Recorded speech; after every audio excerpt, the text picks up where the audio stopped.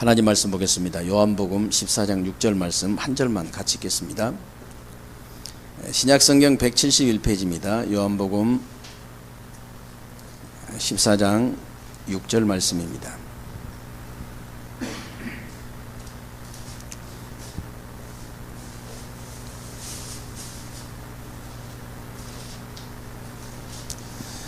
요한복음 14장 6절 말씀 한 절 같이 읽겠습니다.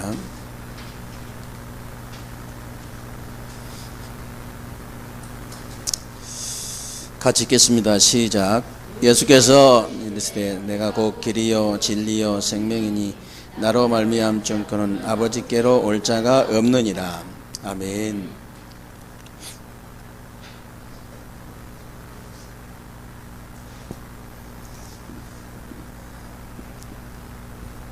제가 이번 주 강단에서도 말씀드렸습니다마는 지금 세상에 일어나고 있는 모든 문제는 전부 다 눈에 보이지 않는 영적인 문제가 와가지고, 눈에 보이지 않는 정신 문제가 와가지고, 눈에 보이지 않는 사단에게 사로잡히거나 사단의 공격을 받아가지고 육신적인 결과가 오는 거예요. 그런데 이제 이 육신적인 이렇게 결과만 딱 보니까 문제를 절대로 해결할 수가 없지요, 문제를. 그래서 제가 여러분들에게 자주 이렇게 말씀드린 건데요. 이 배나 이 사과가 이 공중에 아무것도 없는데 그냥 덩그러니 매달려 있는 법은 없습니다. 반드시 배가 달려 있거나 사과가 달려 있으면은 이파리가 있고 가지가 있고 둥치가 있고 뿌리가 있어요. 모든 일에는 결과만 있는 게 아니고 반드시 원인이 있고 배경이 있고 과정이 있고 결과가 있는 거예요.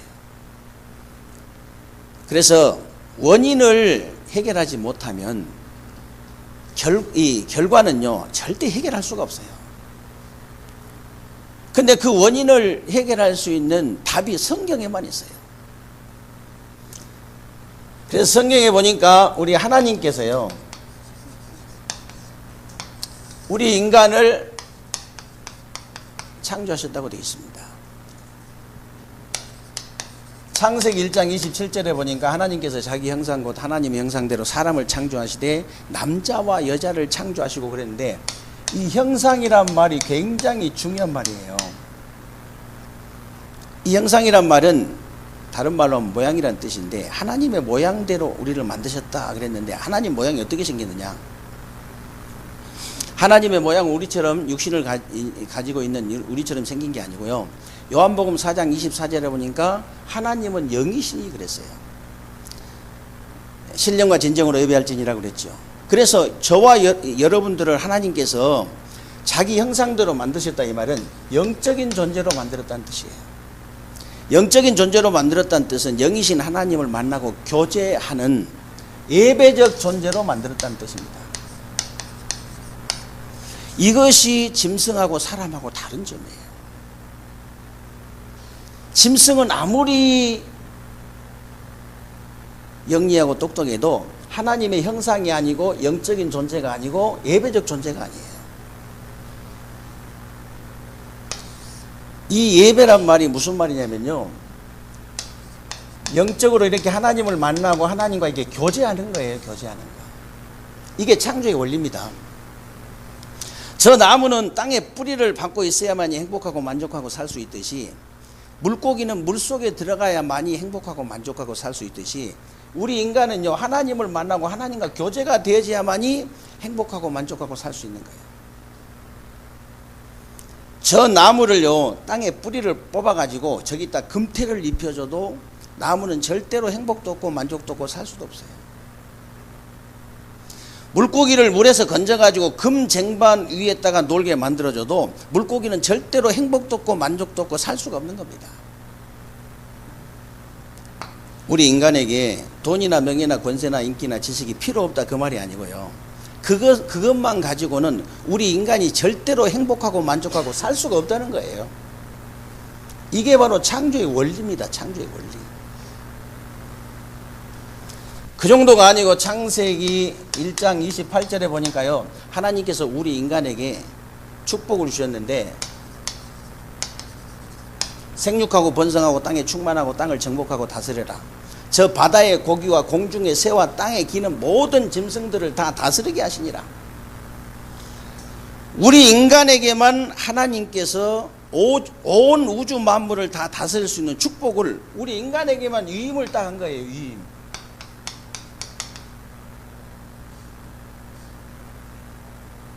여러분, 아무리 원숭이가 아무리 영리해도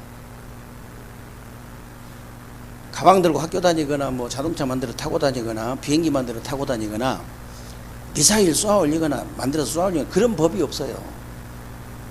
왜? 축복을 하나님이 이 축복을 원숭이한테 위임을 안 하고 우리 인간에게만 위임을 했어요. 이 엄청난 축복을 영원토록 지속시키기 위해서 하나님이 창세기 2장 17절에 보면요, 선악과를 주셨어요. 선악과. 이 선악과가 도대체 뭐냐? 이 선악과는 다른 것이 아니고요, 하나님과 인간 사이의 계약입니다. 계약. 무슨 계약이냐? 너희들이 나를 떠나면 죽는다는 계약입니다. 너희들이 나를 떠나면 이 축복을 다 잃어버린다는 계약이에요. 분명히 창세기 2장 17절에 보면요, 동산 모든 실과의 나무는 열매는 너희들이 임으로 먹되 동산 중앙에 있는 선악을 알게 한다면 먹지 마라. 먹는 날에는 정령 죽으리라고 그랬어요. 그러면 하나님께서, 전능하신 하나님께서 선악과 따먹을지 모르고 선악과를 만드셨냐? 도대체 왜 그러면 이 선악과를 만드셨냐? 이유가 있어요. 하나님께서 우리 인간을 만드실 때 기계처럼 만들지 않고 지정의를 갖춘 인격체로 만들었어요. 하나님께서 우리 인간을 만드실 때 이 리모컨으로 원격 조정할 수 있는 그런 로봇처럼 만들지 않고요, 자유의지를 가진 인격체로 만드는 거예요. 그래서 어쩔 수 없이 이 계약을 한 겁니다. 너희들은 나를 떠나면 죽는다. 이 축복을 다 잃어버린다. 그래서 나를 떠나지 마라. 그 계약이에요, 계약. 그런데 창세기 3장에 보니까요, 사단이 뱀속에 들어가가지고 아담하를 꼬이잖아요. 그래가지고 불신앙을 심어가지고 불순종, 하나님 말씀에 불순종하는 죄를 짓게 만들어서 하나님 떠나게 만들어버린 거예요.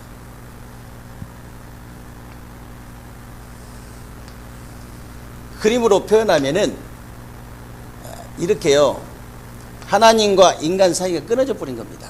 원래 에덴 동산에서는요, 하나님과 인간이 만나고 교제하는 그런 참된 행복과 이게 참된 안식, 참된 평안, 참된 기쁨을 누렸었는데 이제 이렇게 끊어져 버린 거예요. 가운데 뭐가 들어왔냐? 죄가 들어왔어요. 누구 손에 잡히게 됐냐? 사탄의 손에 잡히게 됐습니다.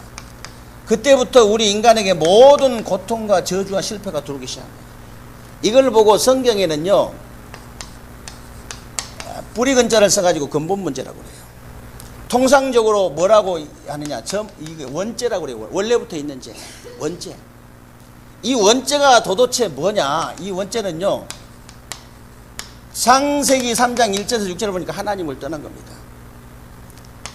로마서 3장 23절에 보니까 죄 가운데 빠진 거예요.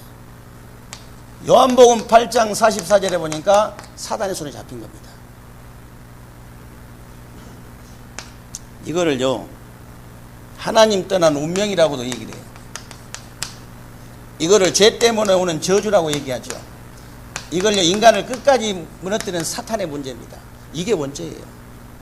누가 봐도 이것은 운명이다, 그런 게 있어요. 그렇게 훌륭한 분이요, 이것이 내 운명이라고 유서를 써놓고 자살해 버렸잖아요. 누가 봐도 이건 저주다, 이런 게 있습니다. 그게 뭐냐면 한 가정에서요, 자살 한 명만 해도 저주인데 직계 가족이 한 3명씩 자살하는 건 진짜 누가 봐도 저주잖아요. 누가 봐도 저건 사단이 하는 짓이다, 이런 게 있다니까요. 그게 뭐냐?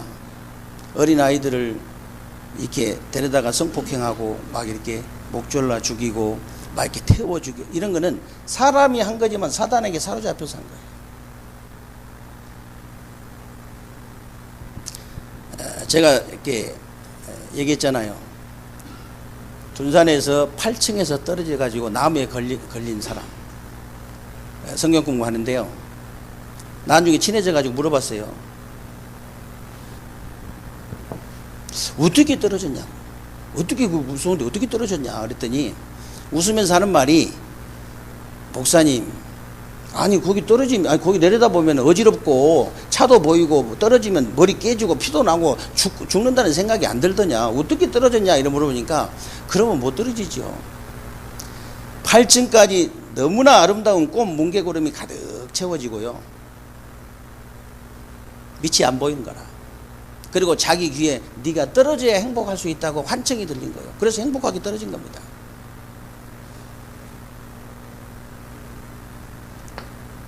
사단에게, 마지막 순간에 사단에게 딱 자기 의지가 없이 차로 잡혀야 살인도 가능하고 자살도 가능해요. 자기 의지가 조금이라도 있으면요, 절대로 올라가서 떨어져 보세요. 못 떨어져요. 아무리 화난다고 이게 떨어뜨리는 게 아니에요. 화가 난다고 떨어지는 게 아니라니까. 내려다 보면요, 자기 의지가 있으면 절대 못 떨어져. 하나님 떠난 운명과 죄 때문에 오는 저주, 사탄, 이게 원죄예요. 하나님을 떠나 죄 가운데 빠져 사단의 손에 잡힌 거, 이게 원죄라니까. 그래가지고 사단의 종로로 다는 것이 뭐냐면 우상 숭배잖아요.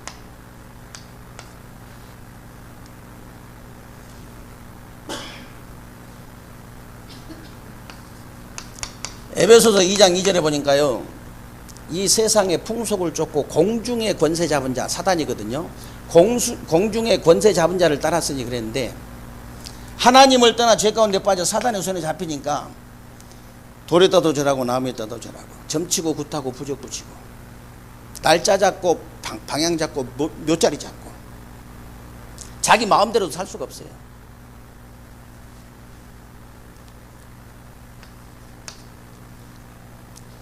그러니까 하나님을 섬기도록 만들어진 인간이 다른 것을 섬기니까 순리가 아니고 영리잖아요. 그러니까 정신 문제가 올 수밖에 없는 거예요.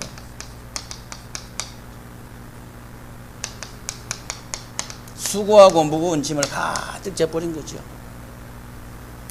우울증, 공황증, 조울증, 불면증, 대인기피, 대인공포, 정신분열, 정신착란, 의처증, 의부증, 이런요, 어마어마한 정신문제가 와버린 겁니다. 그러니까 돈도 있고 배경도 있는데 자꾸 망해가는 거예요.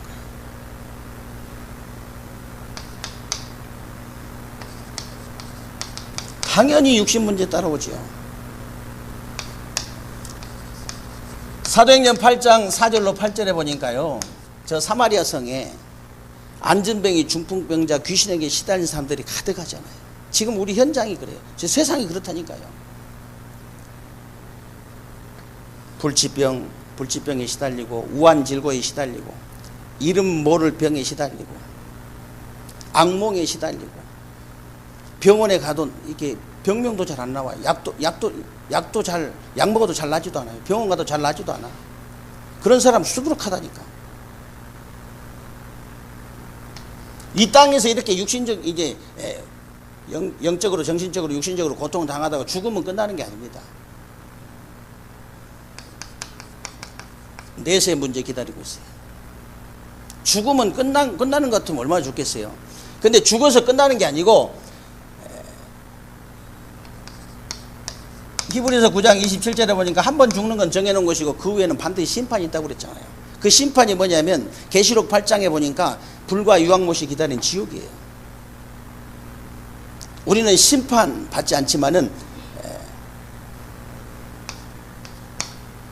보세요. 나만 죽어버리면 끝나면 얼마나 좋겠어요. 근데 반드시 후대 문제가 오게 돼 있습니다. 그 후대 문제가 뭐냐? 출애굽기 20장 4절 5절 보니까요, 3, 4대까지 우상 숭배는 이제 3, 4대까지 망한다고 그랬잖아요. 이런 저주, 재앙, 고통, 실패가요, 후대에게 그대로 넘어가는 거예요. 영적인 유산은 더 무서워요.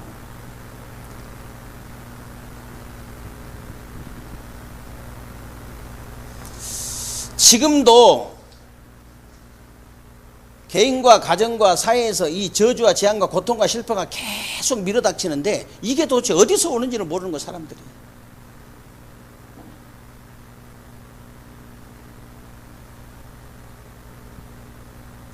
무슨 일만 생기면요 보통 사람들이 그렇게 하죠. 내가 전생에 무슨 죄를 졌냐고. 내가 전생에 무슨 죄를 져서 이러냐.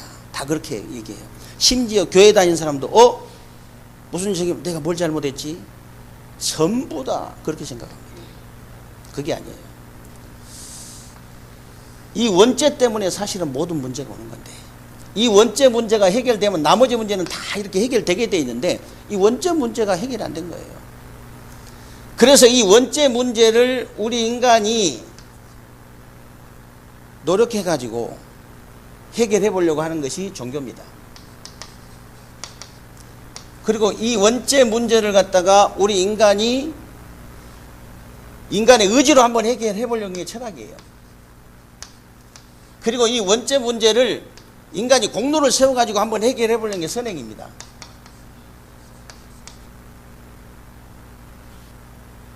이 원죄 문제만큼은요 인간의 힘이나 세상의 그 어떤 것 가지고도 해결할 수가 없어요. 인간의 노력 갖고 절대 해결할 수 없습니다. 노력으로 해결되는 게 아니라니까. 인간의 의지를 가지고 해결되는 게 아니에요. 의지가 아무리 강해도 무속인들은 의지가 굉장히 강한 사람 많거든요. 굉장히 강해요. 제가 문창동 무속인 얘기했잖아요. 무병이 와가지고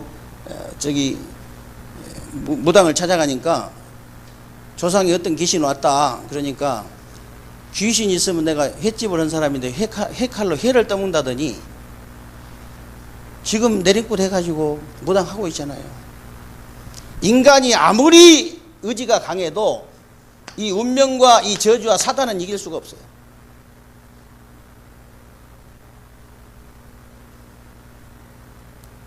그리고 아무리 공로를 많이 세워도 고안을 100개 짓고 양로를 200개 졌다 할지라도 이 운명과 저주와 사단의 문제는 해결할 수 없습니다. 이 원죄 문제는 해결할 수가 없어. 그래서 하나님께서 로마서 5장 8절에 우리가 아직 이렇게 죄인 되었을 때 그리스도께서 그랬습니다. 이 그리스도께서 이렇게 십자가에 죽으심으로 하나님께서 우리에 대한 자기의 사랑을 확증하셨느니라. 그리스도. 이 그리스도란 말은요 단어 자체는 기름 부음 받은 자라는 뜻이에요. 단어 자체는.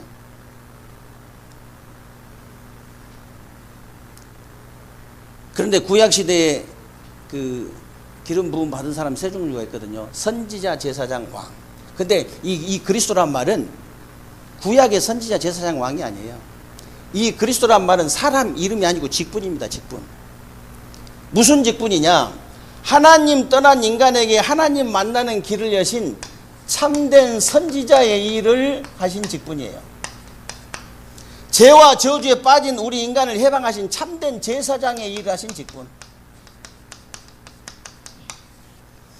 우리의 원수 사단의 권세를 깨뜨리신 참된 왕의 일을 하신 직분. 이 세 가지 일을 하신 직분이 바로 그리스도예요. 그런데 이 그리스도의 직분을 누가 감당하셨냐? 예수가 감당한 겁니다. 예수님이 감당하신 거예요. 그래서 예수님이 잘나고 똑똑해가지고 예수 믿으면 원죄가 해결되는 게 아닙니다. 예수님이 그리스도의 직분을 감당하셨기 때문에 예수 믿는 순간 이 원죄 문제가 해결돼 버리는 거예요. 예수님이 이름이 좋아가지고 예수 믿으면 이 운명과 저주와 사단의 손에서 벗어난 게 아니고 예수가 이 그리스도의 직분을 십자가에서 감당하셨기 때문에 예수 믿는 순간 운명과 저주와 사단의 손에서 영원히 해방되는 겁니다.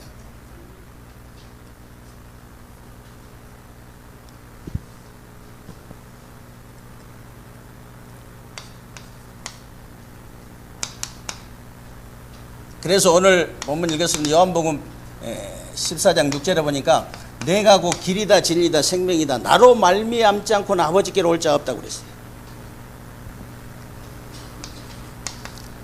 로마서 8장 1절로 2절에 보니까 그러므로 이제 그리스도 예수 안에 있는 자에게는 결코 정죄함이 없나니 이는 그리스도 예수 안에 있는 생명의 성령의 법에서 죄와 사망의 법에서 너를 해방하였음이라고 했죠. 생명의 성령의 법이 죄와 사망의 법에서 너를 해방하였습니다.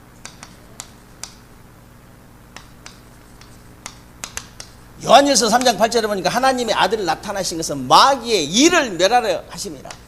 마귀의 권세를 깨버리겠다는 거예요. 권세. 이 말이 무슨 말이냐, 하나님 떠난 인간에게 하나님 만나는 길을 여신 참된 선지자의 일을 하신 이 그리스도가 도대체 누구냐? 예수. 죄와 저주에 빠진 우리 인간을 해방하신 참된 제사장의 일을 하신 이 그리스도가 도대체 누구냐? 예수. 우리의 원수 사단의 권세를 깨뜨리신 참된 왕의 일을 하신 이 그리스도가 도대체 누구냐? 예수. 이 예수를 그리스도로 믿는 순간 참된 선지자, 참된 제사장, 참된 왕이 되신 이 그리스도의 일을 하신 예수를 믿는 순간에 원죄가 해결돼 버린 거예요.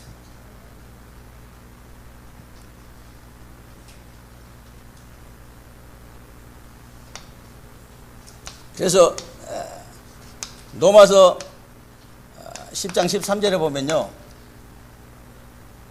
누구든지 주의 이름 부른 자는 구원한다 그랬거든요. 누구든지 주의 이름을 부른 자는 구원한다. 근데 마태복음 7장 21절에 보면요, 누구든지 주여 주여 하는 자마다 다 천국 갈 거 아니요 그랬어요. 어떻게 똑같은 성경의 정반대말이냐. 누구든지 주여 주여 하는 자마다 천국 갈 거 아니요, 이 말은 무슨 말이냐면요, 우리 인간의 모든 고통과 저주와 실패가 이 원죄에서 왔는데 그것도 몰라. 이 원죄 문제는 사람의 노력이나 의지나 공로를 가지고 절대로 해결할 수 없는데 그것도 몰라요.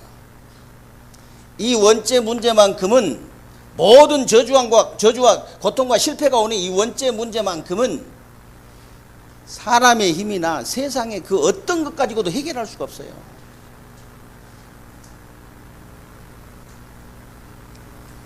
여기에 대한 증거를 대라면요, 끝도 없이 될 수 있어요. 대한민국에서 제일 돈이 많은 분, 그분의 막내딸이 자기 통장에 현찰을 2천억을 넣어놓고 우울증으로 자살했는데, 사실 영적인 문제 와가지고 이런 정신적인 문제 와가지고 사단에게 사로잡혀가지고 죽는 건데요, 눈에 안 보이니까 모르잖아요. 막을 수가 없잖아요. 세상에 그 어떤 것 가지고도 이건 해결할 수가 없어요. 그것도 몰라. 그래서 하나님께서 이 원죄 문제 해결자로 이 그리스도를 보냈는데 그것도 몰라요. 이 그리스도가 예수님으로 오셨는데 그것도 몰라. 그래요. 교회 총동원 주일날 끌려가가지고 좀 다니다 보니까 다른 사람 주여 하니까 따라서 주여 했다. 그거 못 받아요. 로마서 10장 13절이 무슨 말이에요? 누구든지 주의 이름을 부른 자는 구원한다. 이 말은요, 정말로 이 내용을 알고 주여라고 부를 때, 나를 잘 아는 사람이 내 이름을 부를 때하고 잘 모르는 사람이 부를 때하고 다르잖아요. 이게 하나님께서 만든 법이에요. 그러면 어떻게 우리가 구원을 받을 수 있냐? 요한복음 5장 24절에 보니까 내가 진실로 진실로 너희에게 이르노니 내 말을 듣고 나 보내신 자를 믿는 자는 그랬어요. 믿는 자입니다. 믿는 자는 영생을 얻었고 심판에 이르지 아니하나니 사망에서 생명으로 옮겼느니라. 영생을 얻었고 과거 문제 해결이잖아요. 심판에 이르지 아니하나니 미래 문제 해결이잖아요. 사망에서 생명으로 옮겼느니라. 현재 문제 해결. 예수를 그리스도로 믿는 순간에 과거, 현재, 미래 문제 즉시 끝나버린 거예요. 어떻게 믿습니까? 요한복음 1장 12절에 영접하는 자 곧 그 이름을 믿는 자들에게는 하나님의 자녀가 되는 권세를 주셨습니다. 알고 믿고 영접해야 되잖아요.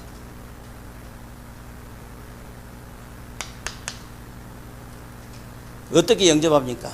계시록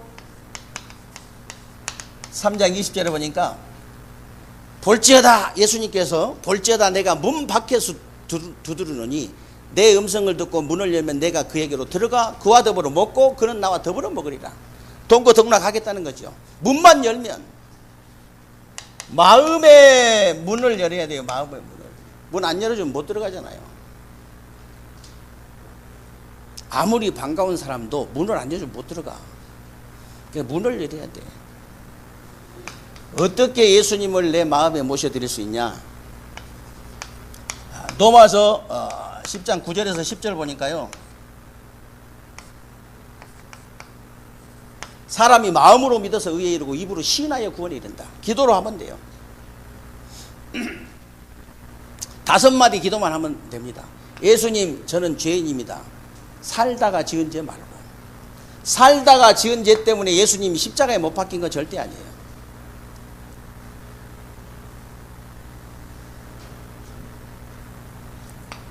나의 원죄 때문에. 나의 원죄 때문에 예수님 십자가에 못 박힌 겁니다. 예수님, 저는 죄인입니다. 나의 이 원죄 때문에 예수님이 이 십자가에 피 흘려 죽으신 것을 제가 믿습니다. 예수님, 제가 지금 이렇게 마음 문을 열었습니다. 내 마음에 나의 구세주로, 나의 주인으로, 나의 하나님으로 지금 들어오세요. 하나님의 자녀가 되게 하신 것 감사드립니다. 예수 그리스도의 이름으로 기도합니다. 그걸로 끝이에요.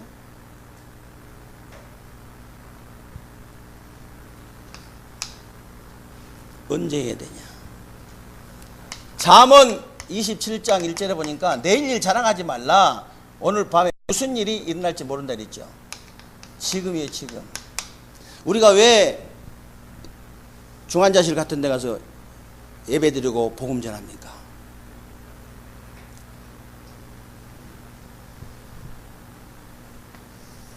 한 번 죽는 것은 정해놓은 것이지만요, 그 위에는 심판이 있다고 그랬잖아요. 살아있을 때만 기회가 있는 거예요. 살아있을 때만. 제가 지금도 이렇게 기억이 선한데요, 김기수 씨라고 인간극장에 몇 번 나온 사람이래요.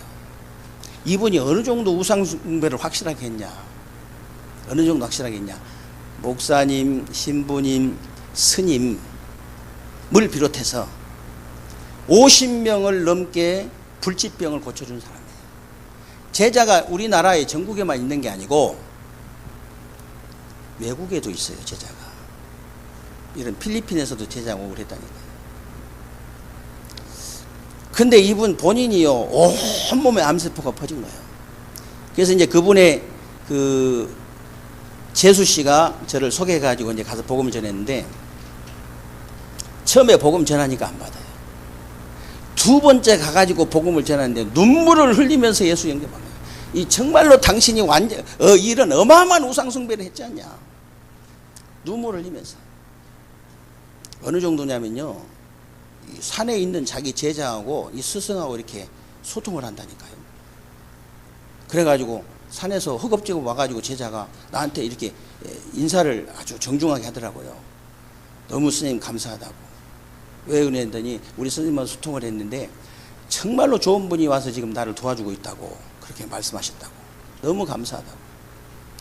또 그 제자한테도 복음 전했죠.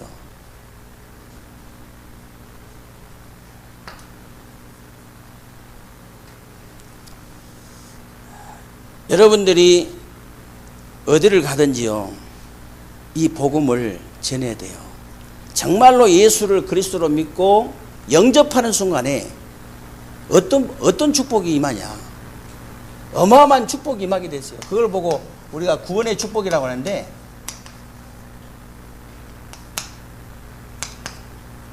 하나님의 성령께서 요한복음 14장 16절 17절에 보니까 다른 보혜사를 너희에게 주사 너희 속에 너희와 함께 영원토록. 한번 예수를 그리스도로 믿고 영접하면요, 하나님의 성령이 우리 안에 영원토록 계시는 거예요. 그 성령의 내주라 그러거든요. 그걸 우리 안에 계신 예수님이 성령으로 계시는데, 뭐 술을 한 잔 먹었다 해가지고 알코올이 독해서 또 도망가시고, 우리가 잘못해서 뭐 이렇게 예배 한번 안 드렸다 해가지고 삐져가지고 도망가시고, 절대 그런 분이 아니에요. 한 번 들으시면 영원토록. 그 정도가 아니에요. 요한복음 14장 26절 27절에 보니까, 보혜사 곧 아버지께서 보내실 성령 그가 모든 것을 가르치시고 생각나게 하시리라. 내가 너희에게 평안을 끼치노니 내가 주는 평안은 세상이 주는 것 같지 아니하리라. 저와 여러분들을요, 예수를 그리스도 믿고 영접한 자는 하나님의 성령께서 평안으로 인도하시겠다고 말이에요. 평안.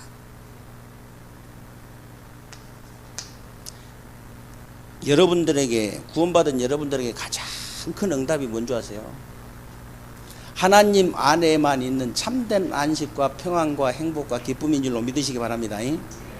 하나님으로 말미암아서 오는 참된 행복, 기쁨, 평안.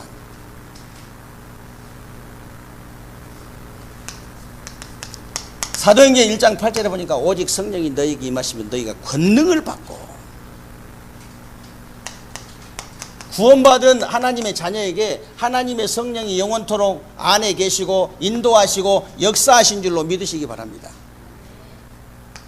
그리고 구원받은, 예수를 그리스도를 믿고 구원받은 하나님의 자녀가요, 영접한 사람이 예수 그리스도의 이름으로 기도할 때 어떤 일이 벌어지냐?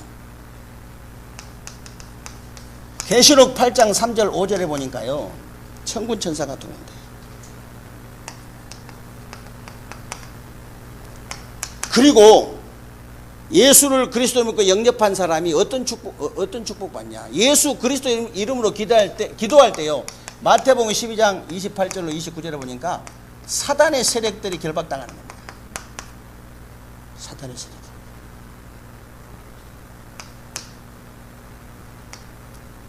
그리고 예수 그리스도 이름으로 기도할 때요, 빌립보서 3장 20절에 보니까 하나님의 나라가 임하는 거예요. 하나님의 나라. 그 정도가 아니고 마태복음 28장 16절 20절에 보니까요, 세계를 정복하는 축복을 누리게 되어 있습니다. 그래서 예수를 그리스도를 믿고 영접한 사람, 구원받은 사람의 이것은 뭐냐면 신분입니다. 신분. 이건 네 가지는 뭐냐? 권세예요. 예수를 그리스도로 믿고 영접한 사람의 신분, 권세. 예수를 그리스도로 믿고 영접한 순간에 이 신분과 권세가 회복되는 거예요. 언제 것이냐? 원래 우리 인간. 이게 신분이고 이게 권세예요. 창세기 1장 27절이 신분이고 28절이 권세입니다. 이게요, 이 생명이고 이게 사명이에요. 생명과 사명을 회복해버린 거예요. 신분과 권세를, 예수를 그리스도로 믿는 순간에 신분과 권세를 회복하고 생명과 사명을 회복하는 겁니다. 정말로 여러분들이 이 축복의 복음을 남은 주간 동안도 계속 전달하는 그런 남은 주간 되시기를 주님의 이름으로 축원합니다.